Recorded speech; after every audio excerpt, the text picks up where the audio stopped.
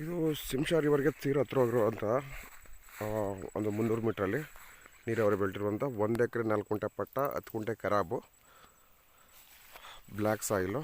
ಇಲ್ಲಿ ಅಕ್ಕಪಕ್ಕ ನೋಡ್ಬೋದು. ಇಲ್ಲಿ ಪಕ್ಕದವರು ಅದ್ಬಸ್ ಮಾಡಿಸ್ಕೊಂಡು ಬೇಲಿ ಹಾಕ್ಕೊಂಡಿದ್ದಾರೆ.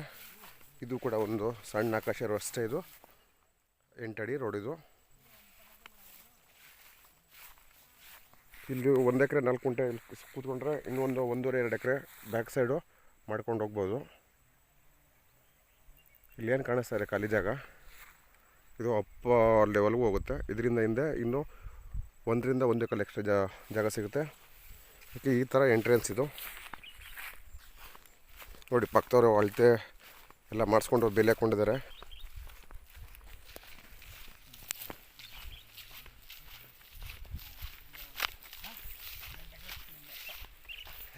ಈ ಥರ ರೋಡು ಒಂದು 300 ಮೀಟ್ರಷ್ಟು. ಸೊ ತಾರೋಡಿಂದ 1 ಕಿಲೋಮೀಟ್ರ್ ಆಗುತ್ತೆ. ಇದು 1 ಕಿಲೋಮೀಟ್ರ್ ಅಂದರೆ ಅದರಲ್ಲಿ 700 ಮೀಟ್ರ್ 33 ಅಡಿ ರೋಡು, ಒಂದು 350-400 ಮೀಟ್ರಷ್ಟು. ಈ ಥರ 20 ಅಡಿ ರೋಡು. ಇದು ಇದೇ ಎಂಟ್ರೆನ್ಸ್. ಇದಕ್ಕೆ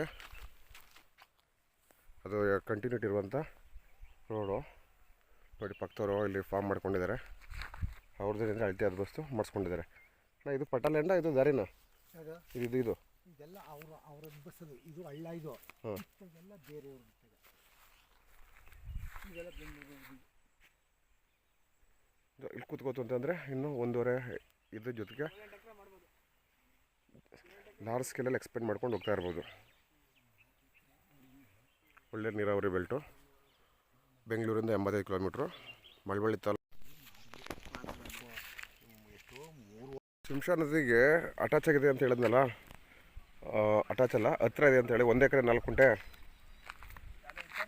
ಅದಕ್ಕೆ ಈ ಥರ ರೋಡು ಒಂದು 650 ಮೀಟ್ರ್ ಈ ಥರ ರೋಡು. ಆಮೇಲೆ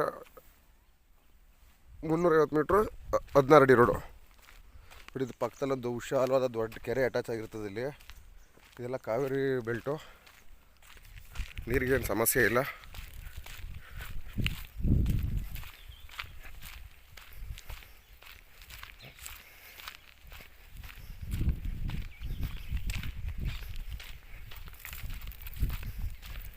ಇದೇ ಥರ 30 ಅಡಿ ರೋಡು, ಒಂದು 650-700 ಮೀಟ್ರು, ಒಂದು 350 ಮೀಟ್ರು. ಅಲ್ಲಿಂದ 16 ಅಡಿ ಸಬ್ ರೋಡು.